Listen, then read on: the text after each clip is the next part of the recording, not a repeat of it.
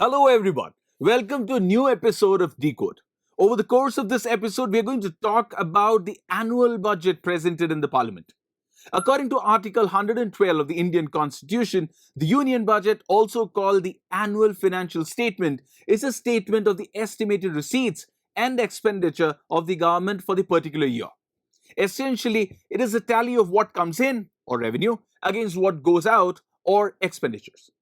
So it is something each of us should be doing in our own lives.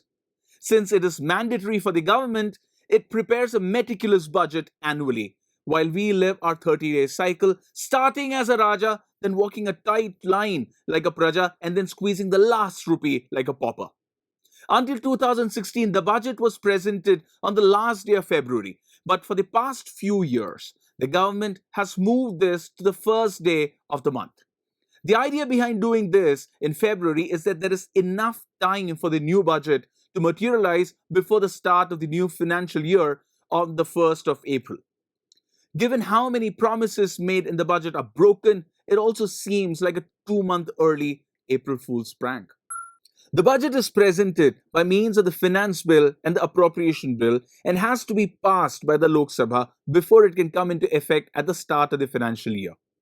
What we need to make note of here is that in India, we follow the financial year that begins on the 1st of April and ends on the consequent 31st of March.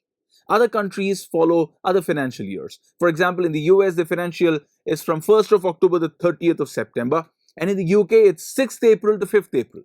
But back to our budget. The budget is made through a consultative process that involves the Ministry of Finance, Niti Aayog, and the various spending ministries. Also involved in the consultation process are our friends. Ministries present their demands on the basis of spending guidelines set for them by the Finance Ministry. The budget division within the Finance Ministry is the nodal body responsible for producing the budget. The budget division issues a circular to all the union ministries, states, union territories, autonomous bodies, departments, and defense forces for preparing the respective estimates for the upcoming year. After the various ministries and departments send in their demands, the union ministries and the finance ministry hold extensive consultations.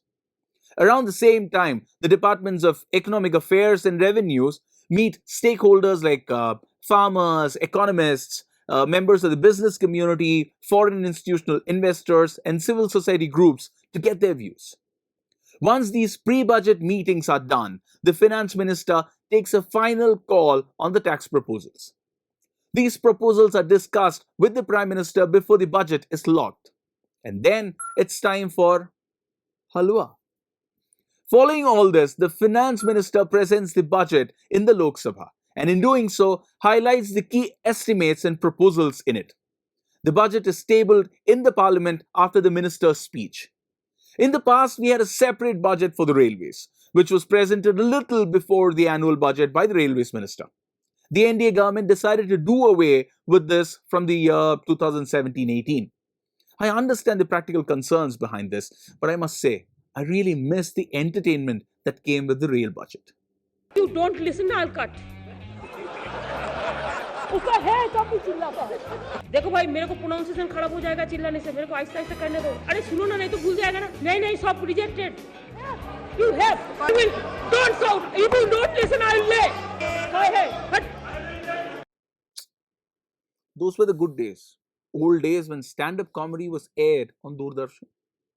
But anyway, now that we have an overview of the budget process, let's look at the budget itself. For this, we are breaking the budget down into two main components: revenue, expenditure. In this episode, we talk about revenues or receipts. When we say government receipts, we are talking about the government's two main sources of cash inflow. The first is the government's own receipts, and the other is its borrowings. The government's own receipts refer to money it earns through taxation, fees, and fines collected by its various departments. Its share in the profits of public enterprises, sale of public assets, and other such sources.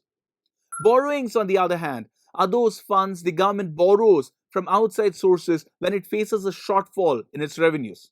A lot like us. So confident that the regular income is never going to be enough. So borrowing is going to be there for sure. Just like we have those rich friends, a government too has those rich countries and the World Bank. But then there are some lucky people who get to borrow from banks and never pay back. Broadly, government receipts are categorized into revenue receipts and capital receipts. Revenue receipts are those earned through taxation, fines and fees, and royalties from petroleum production, among others. Now, even under revenue receipts, we have two kinds: tax receipts and non tax receipts. Tax receipts are the larger component in this category, with a contribution of about 81% to the government's overall revenue receipts. Examples include income tax, GST, and other things that eat away into my already meager salary. All of that money collected by the central government in lieu of tax receipts is divided between the center and the states. This is done according to criteria set down by the Finance Commission, which is a constitutional body formed every 5 years by the President of India to give recommendations on distribution of tax receipts between the center and the states. The 14th Finance Commission, formed for 2015 to 2020, has recommended that 42% of the tax receipts be transferred to the states, which leaves the center with the remaining 58%. But not all such earnings are split between the center and the states. Cesses are exempted from this rule as they go straight into the central government's kitty. So as far as the cess is concerned, मुझे states के नाम ना सुनाई देते हैं ना दिखाई देते हैं, सिर्फ एक मुल्क का नाम सुनाई देता है, India. non-tax receipts are where fines, fees, dividends from public enterprise and sale of licenses come in. As opposed to revenue receipts, we have capital receipts, which increases the government's liabilities as with borrowings, or decreases the government's assets as seen in cases of sale of public assets. That then is a broad overview of the revenue side of the annual budget. Now let's look at it all once again in a nutshell. Under revenues, there are the government's own receipts and its borrowings. Under own receipts, we have revenue receipts and capital receipts. And under revenue receipts, there are tax receipts and non-tax receipts. These are the government's revenue projections for 2019-20.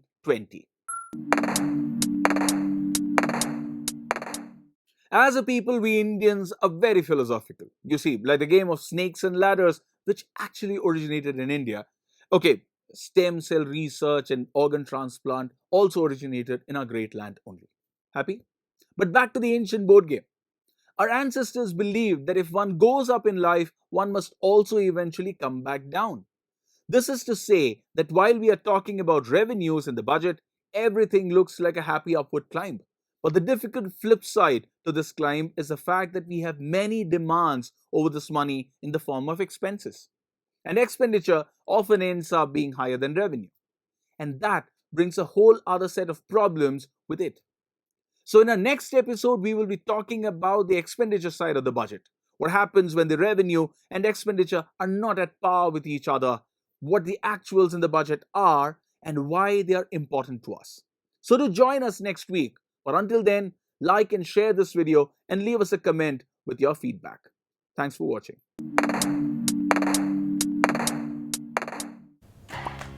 Subscribe to Factly and hit the bell icon for updates.